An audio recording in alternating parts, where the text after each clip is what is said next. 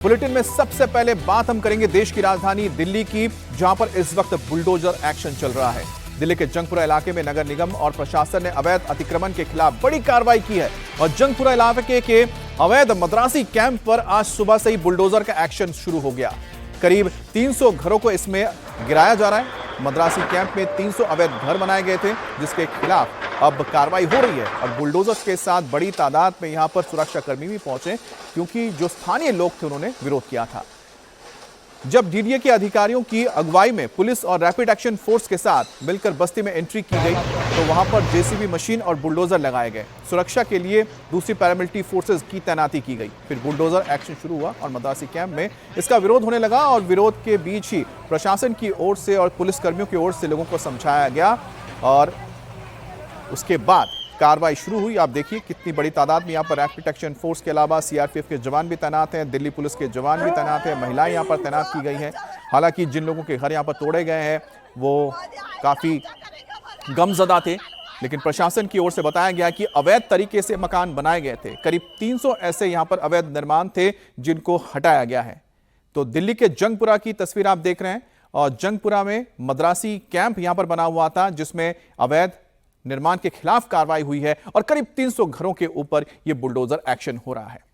जंगपुरा इलाके में मद्रासी कैंप को गिराने के लिए हाईकोर्ट ने 9 मई को आदेश दिया था, जिसके बाद से कई बार प्रशासन की तरफ से लोगों से कहा गया था कि वो घर खाली कर दें, नोटिस दिया गया था, लेकिन इसके बावजूद लोगों ने घर खाली नहीं किया। इसके बाद नोटिस का वक्त पूरा होने के चलते बुलडोजर की कार्रवाई शुरू की गई।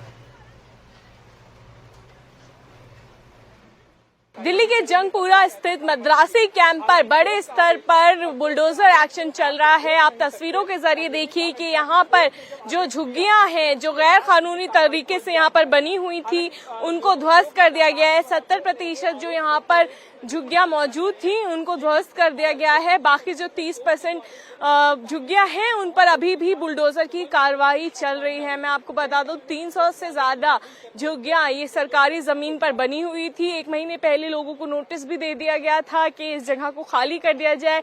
साथ ही साथ में नरेला में भी कुछ परिवार वालों को मकान दिया गया है कि वो यहाँ से शिफ्ट करके वहां चले जाएं, लेकिन लोग अभी भी यहाँ पर रह रहे थे, जिसके बाद नोटिस जारी किया गया और अब आप देख सकते हैं कि बुलडोजर एक्शन यहाँ पर किया जा रहा है। ये सभी जो इलाका है 300 झुग्गियां यहाँ पर मौजूद हैं। 70% जो झुग्गियां हैं उनको ध्वस्त कर दिया गया है। मैं आपको बता दूं दिल्ली हाई कोर्ट ने ये पहले ही नोटिस जारी कर दिया था कि जो गैर कानूनी अतिक्रमण है उसको हटाया जाए और आज से ये अतिक्रमण हटाने की कार्रवाई शुरू हो रही है। देखिए यहाँ पर पास में ही एक नाला भी है, जिसके चलते जब बारिश होती है तो यहाँ पर बाढ़ जैसा माहौल बन जाता है। अब उस नाले की सफाई होनी है और उसको विकसित भी करना है, तो इसके चलते हाई कोर्ट ने यहाँ पर ये साफ कर दिया था कि यहाँ पर से लोगों को हटाया जाए और जो गैर कानूनी यहाँ पर अतिक्रमण है उसको हटाया जाए। जिसके बाद यहाँ पर जो 300 झुग्गियां हैं उनमें से 70% अभी तक झुग्गियों को हटा दिया गया है और भारी संख्या में यहाँ पर अर्धसैनिक बल भी तैनात है, दिल्ली पुलिस की भी मौजूदगी है। वहीं लोगों का कहना है कि कई ऐसे परिवार हैं जिनको पूर्ण निवास नहीं मिला है और ऐसे में वो जाएंगे तो जाएंगे कहाँ, क्योंकि कई सालों से लोग यहाँ पर रह रहे हैं। और अभी देखिए अतिक्रमण का जो कार्य है वो चल रहा है, अभी कार्रवाई जारी है और कुछ ही देर में जो और भी मकान है यहाँ पर उन्हें भी ध्वस्त कर दिया जाएगा। हाईकोर्ट ने साफ पहले भी कर दिया था कि ये गैर कानूनी अतिक्रमण है जिसको हटाना होगा। जिसके बाद अब लोगों को कहना है कि कई ऐसे लोग हैं जिनको ये वादा तो किया गया था कि जहां झुग्गी वहां मकान मिल हो, लेकिन उनको अभी तक मकान अलॉट नहीं किया गया है। और दिल्ली के जंगपुरा इलाके में बुलडोजर का एक्शन क्यों हो रहा है, उसकी पूरी टाइमलाइन भी आपको समझाते हैं। हाईकोर्ट ने एक सुनवाई के दौरान माना कि मद्रासी बस्ती अतिक्रमण करके बनाई गई है, यह अवैध है और वहीं बस्ती के पास ही बारापुल्ला नाला है, जिसकी गंदगी और पानी के चलते लोगों के लिए बड़ी समस्या पैदा हो रही थी। बीमारियां बढ़ रही थी, साथ ही मानसून सीजन में जल भराव की परेशानी भी हो जाती थी इस इलाके में। इसलिए नाले की सफाई के लिए अवैध बस्ती को हटाना जरूरी हो गया था। 9 मई को हाईकोर्ट ने मद्रासी कैंप को गिराने का आदेश दिया और लोगों के पुनर्वास के लिए नरेला में फ्लैट उपलब्ध कराने का आदेश भी दिया। लेकिन मद्रासी कैंप के लोगों का आरोप है कि केवल 189 लोगों को ही फ्लैट मिला है, बाकी लोगों को अभी तक घर नहीं मिला है। ऐसे में वो जाए तो कहां जाए।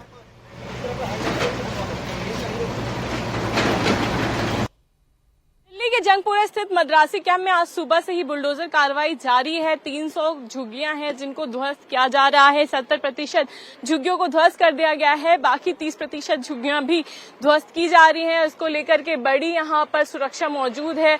सीआरपीएफ के साथ साथ दिल्ली पुलिस भी मौजूद है। वहीं यहाँ के जो स्थानीय लोग हैं उनका गुस्सा साफ जाहिर हो रहा है।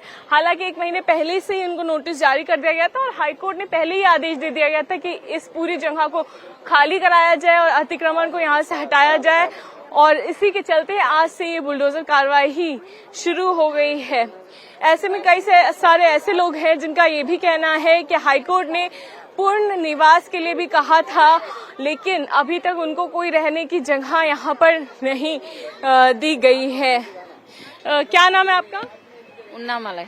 कब से रह रहे हैं आप यहाँ पर? 50 साल से रह रहे। अच्छा, तो यहाँ पर हाईकोर्ट का जो आदेश आया था आपको कितने दिन पहले पता चला था?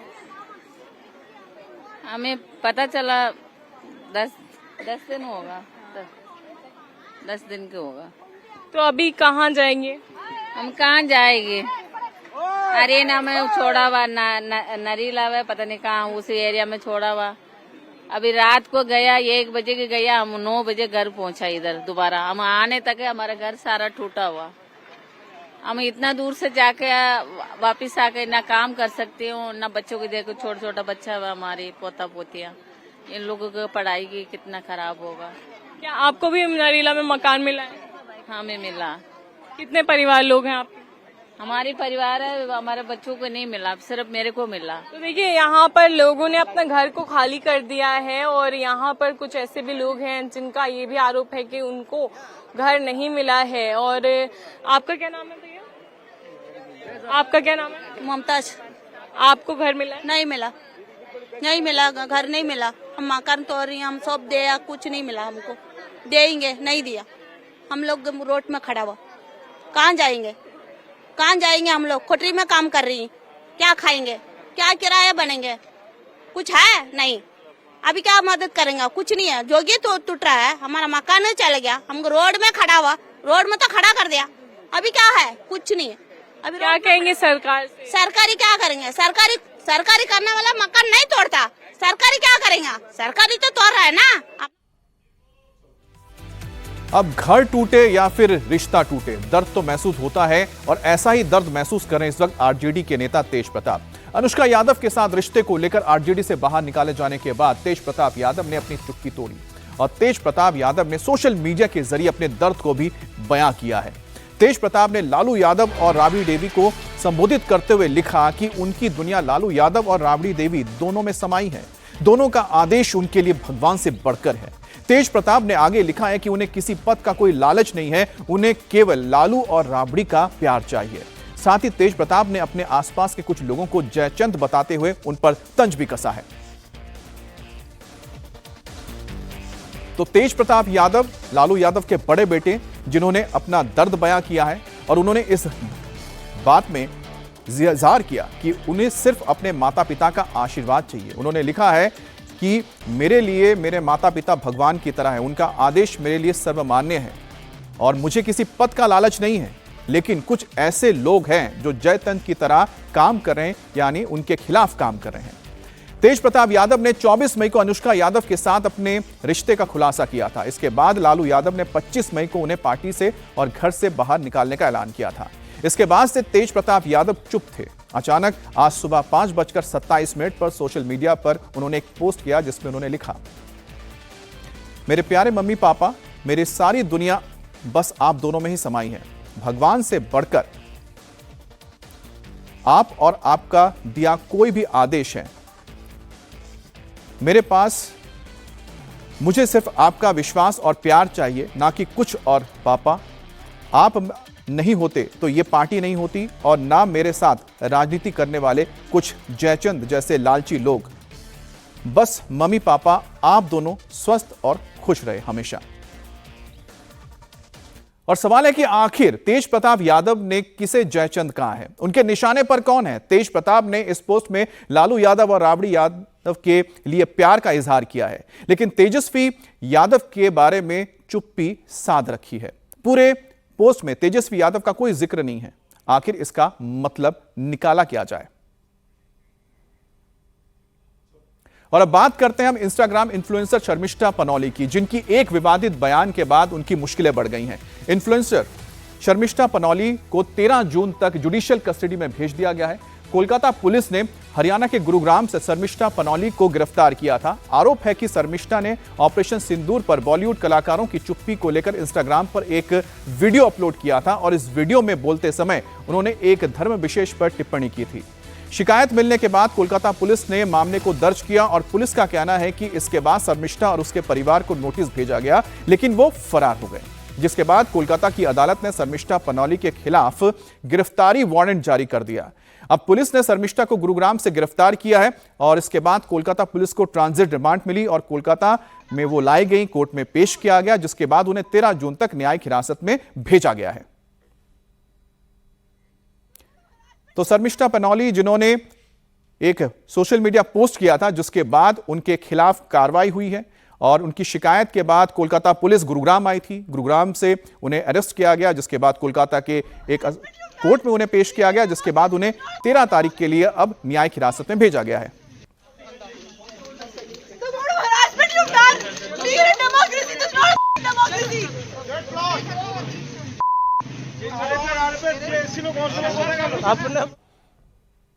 और शर्मिष्ठा पनौली कौन है जिनको लेकर देश की सियासत में इतनी जबरदस्त हलचल पैदा हो गई है।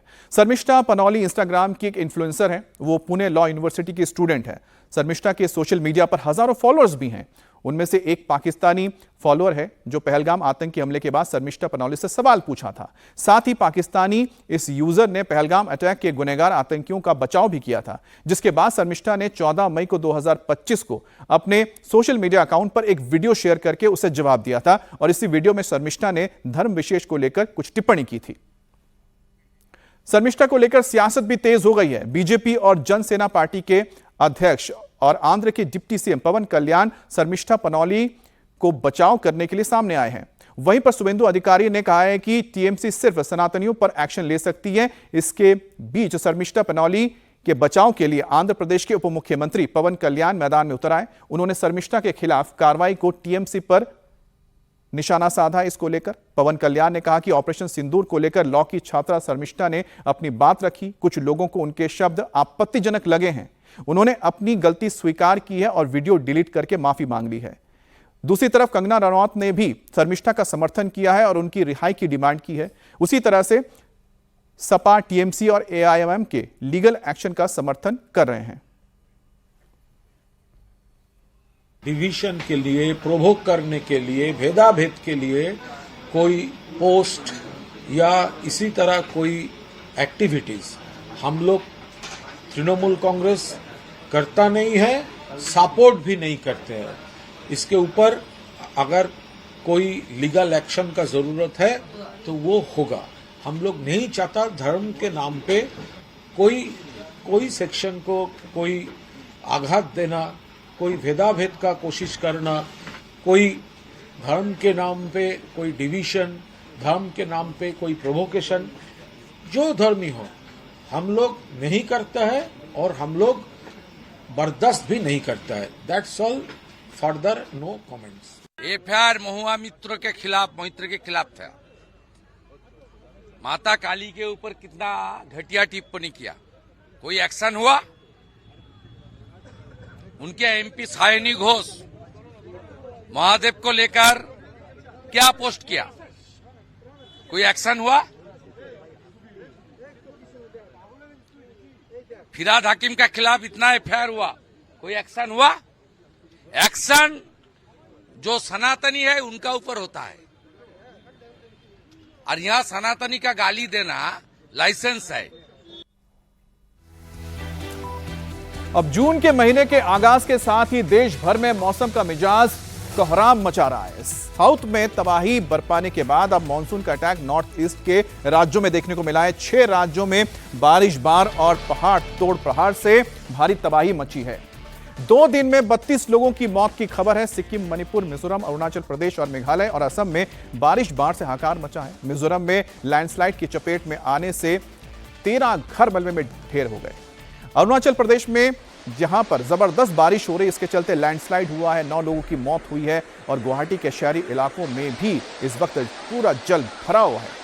मणिपुर की राजधानी इंफाल में सेना को रेस्क्यू के लिए उतारा गया और बारिश के प्रहार से इंफाल के रिहायशी इलाके इस वक्त दो चार हो रहे हैं। शहर में दरिया जैसा मंजर दिख रहा है, सड़कों पर सैलाब का समंदर है। गुवाहाटी में लैंडस्लाइड के चपेट में आने से 5 लोगों की जान चली गई। उधर मध्य प्रदेश और उत्तराखंड में भी भारी बारिश ने रफ्तार पर ब्रेक लगा दिया है। मुंबई में आज हाई टाइड की चेतावनी है। तो कुल मिलाकर नॉर्थ ईस्ट से लेकर सेंट्रल इंडिया से लेकर पश्चिमी भारत तक इस वक्त मौसम की मार यानी कि मानसून से कहर बरपा है। अब आपको तस्वीर सबसे पहले दिखाते हैं सिक्किम के मंगन की, जहां पर तीस्ता नदी के तेज प्रहार में एक ब्रिज का हिस्सा यानी पुल का हिस्सा ही पानी में बह गया। दरअसल यहां पर एक पुल का निर्माण करने के लिए कुछ पिलर लगाए गए थे और ये पिलर देखिए किस तरह से मिट्टी खिसकने से तेज बहाव में मिट्टी नीचे से खिसकी और ये पिलर धराशायी हो गया और पानी में मिल गया।